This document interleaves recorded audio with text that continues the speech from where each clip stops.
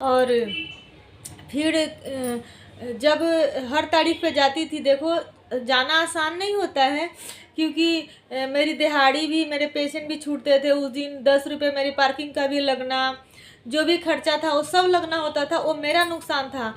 बाद में जब मैंने बोला कि अभी तक केस उठाया नहीं उसने, तो वकील कह रहा कि नहीं हम केस जीत जाएंगे इसलिए हम उठा नहीं रहे। मैंने कहा कि नहीं, जीतो या हारो भाई, केस उठा लो, मुझे नहीं पता है।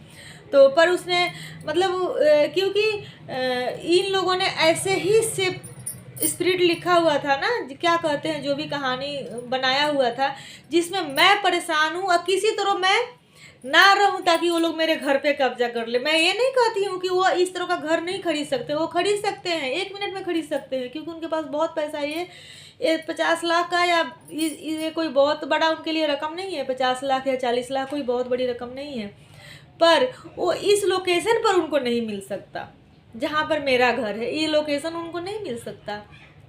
तो वो उनका सिर्फ मेन मुद्दा है हमारे घर पे कब्जा करना, वो भी इसके जरिए कि किसी तरह मैं ना रहूं या जेल चली जाऊं या कुछ भी हो जाऊं, और किसी ना किसी बहाने से यहाँ पर आके बैठ जाए हमारे घर में और हमारा घर मतलब कब्जा कर ले। तो पर उनकी वो कहते हैं ना कि मारने वाला जितना शातिर होता है ना, उतना ही शातिर बचाने वाला भी होता है। पर ऐसा कुछ नहीं हुआ, मैं हमेशा बचती रही। पर वो कहते हैं ना कि कुछ कर्मों का फल हमें यहीं चुकाना होता है। तो वो हमारे कर्म हमारे पीछे नहीं छोड़ता है। मेरी कर्म ये थी कि मैंने विरोध नहीं किया। भगवान श्री कृष्ण ने ये बोला है, गीता में लिखा है। मैं आई थिंक गीता भी बहुत मेरे को शौक़ है, मैं पढ़ती रहती हूँ। मेरा जब भी मन परेशान होता है मैं फिर तब पढ़ती हूँ। तो उसमें भी लिखा है कि गलत करने वाला भी उतनी भागीदार होता है जितना बर्दाश्त करने वाला होता है।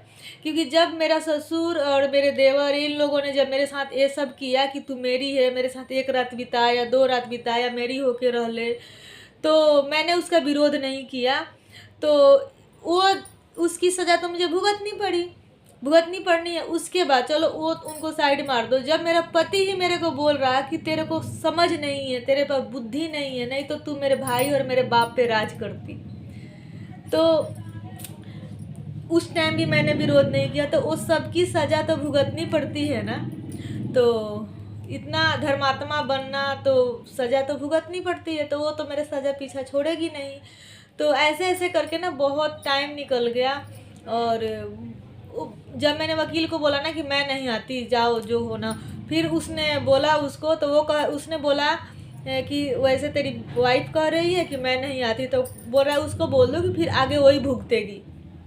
क्योंकि वो तो देखो, वो तो एक कठपुतली नहीं होते कि जो ऐसे धागा खींचते हैं, वो तो कठपुतली है।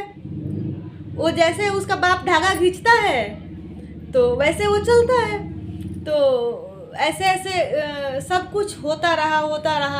और फिर मैंने ये सारा कुछ करवाया, जैसे हमने जितना भी मेरे से पॉसिबल रहा सब कुछ कराया। सिग्नेचर मैच का स्पॉट बुलाया, सिग्नेचर मैच करवाया। ये मैंने स्पॉट बुलवाया, कोर्ट से परमिशन लिया कि मैंने सिग्नेचर नहीं किया है। तो ये देख सकते हो, ये सिग्नेचर थी वो जिस पे केस चल रहा। और मेरी सिग्नेचर है ये, इसी के नीचे ये मैं ऐसे लिखती हूँ। तो मेरा ये है, उल्टा दिख रहा, पता नहीं कैसे दिख रहा होगा। तो ये मेरी थी, जिसमें बैंक वालों ने भी डिक्लेयर किया। बैंक से भी मेरी थोड़ी सी जानकारी है, क्योंकि उनके भी जो है, उनके कोई रिलेटिव का बीमार था, तो मैंने उनकी कराया था अरेंजमेंट, या सर्जरी में भी मैंने हेल्प किया था। तो उन्होंने भी, जब उनको भी पता चला, भी बहुत ज़्यादा परेशान हुए, दुखी हुए, कहे कि मैडम जी मैं सोच भी नहीं सकता कि आपके पति और आपके ससुर और आपके देवरों ने मिलकर ऐसे किया। क्योंकि एक कमाती हुई और एक सक्सेसफुल लेडीज़ की सब कोई कदर करता है, पर पता नहीं वो लोग कैसे हैं जो आपकी इस तरह से आपके साथ ये करते हैं ताकि आप नीचे आ जाओ। कि इतने अच्छे अच्छे एजुकेशन वाले भी बंदे आपके जैसे नहीं सक्सेस हो सकते, पर आप इतना कर रहे हो, फिर भी वो पता नहीं क्यों ऐसे करे। उन्होंने भी जाकर मेरे तरफ से कोर्ट में गवाही दिया कि सिग्नेचर, जैसे चेक बाउंस हो गया था ना, तो सबसे पहले चेक का वो किसी को भी चेक बैंक में दिया जाता है तो सबसे पहले बैंक वाले कैश देखते हैं कि जितना चेक में अमाउंट है उतना बैंक में, तो उतना नहीं था तो उन्होंने वहीं से डिक्लेयर कर दिया था कि चेक कैश नहीं है इतना। तो उन्होंने कहा, उन्होंने भी सफाई दिया था हमारी तरफ से जाके गवाही कि हमने चेक बाउंस इसलिए किया था क्योंकि इतना अमाउंट नहीं थी, हमने नीचे का प्रोसेस शुरू नहीं किया जहाँ सिग्नेचर मैच नहीं हो। तो उन्होंने भी मेरे तरफ से दिया, बाकी जिसको जिसको भी देना था हमारे तरफ से एक्सपर्ट ने भी डिक्लेयर कर दिया कि सिग्नेचर मैच नहीं किया। पर जज का ये कहना था कि अगर आपका एक चेक गुम हो सकता है पर इतने सारे जो लीगल डॉक्यूमेंट है, एग्रीमेंट है और ये सारा चीज़ उस बंदे के पास कैसे गया, तो इसमें मैं फ्रॉड साबित होगी और 25 अक्टूबर 2025 को मेरी सज़ा होगी। बहुत दुख की बात है कि मैं हार गई केस, और हारने के बाद भी देखो मुझे पता नहीं था कि मैं केस हार गई हूँ। और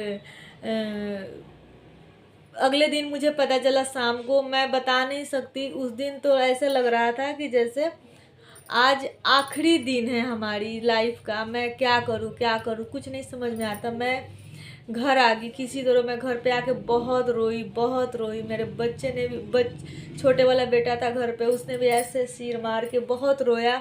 फिर मेरा बड़ा बेटा कॉलेज से आया, उसने भी ऐसे रोया। सब हम लोग तीनों ने रोया, पर मेरी बेटी को नहीं पता था, उसको नहीं पता था। हमने उसको बताया क्योंकि वो बहुत ज़्यादा दिल से सोचती है, बोलती बहुत ज़्यादा है, तेज़ भी बहुत है, पर वो मतलब ऐसे किसी को ऐसे करने के लिए हमने उसको नहीं बताया। उसको 4-5 दिन, मेरा भाई था जो हमारे घर रहता था, उसको भी पता चला, वो भी बहुत रोया। हम सब मतलब इतने दुखी थे 4-5 दिन तक।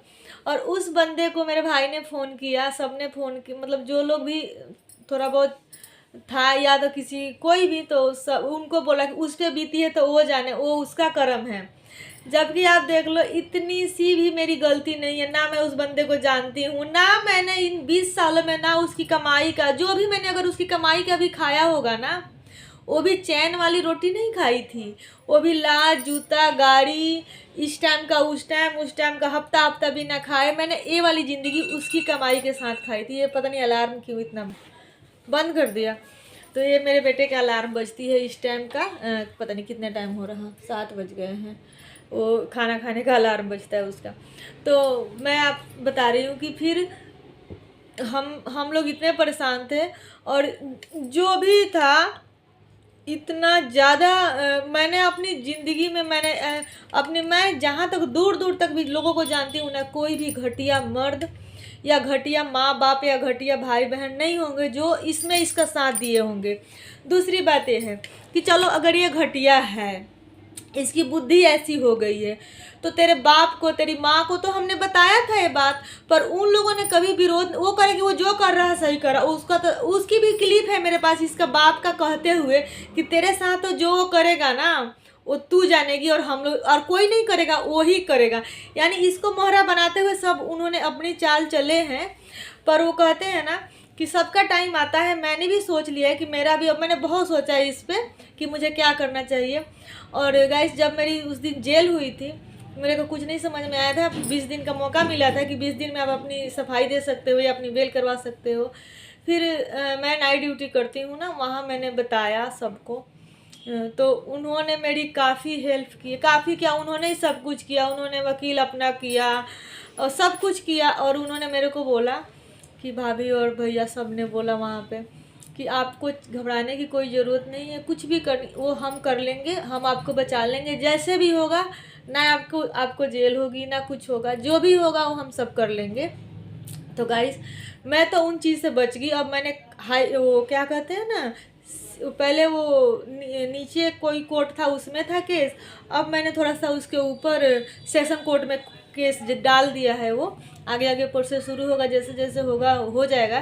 तो गाइस, अब आप लोग बताओ कि मुझे क्या करना चाहिए इसके माँ बाप, इसके भाई बहन या इसके खिलाफ। ठीक है, आगे भी जो कहानियाँ हैं ना वो भी बताऊंगी, पर अभी फ़िलहाल आप लोग बताओ कि मुझे क्या करना चाहिए। इतना सब कुछ, मैं तो बच गई। चलो अगर मैं जेल चली गई होती तो वो लोग आ जाते हमारे घर में, मेरे को कब्जा, क्योंकि जेल हो गई थी 2 साल की पहले। फिर हुआ एक एप्लीकेशन डाला तो 6-7 महीने की हुई। तो 7 महीने और बाकायदा उसकी जुर्माने के साथ जो भी पैसा उसका अमाउंट देना था उसके साथ। अगर मैं चली गई होती तो उनका मनसा पूरा हो जाता, पर वो इसमें भी कामयाब नहीं हुए, क्योंकि ऊपर वाला जिसके साथ है उसके साथ कुछ नहीं हो सकता।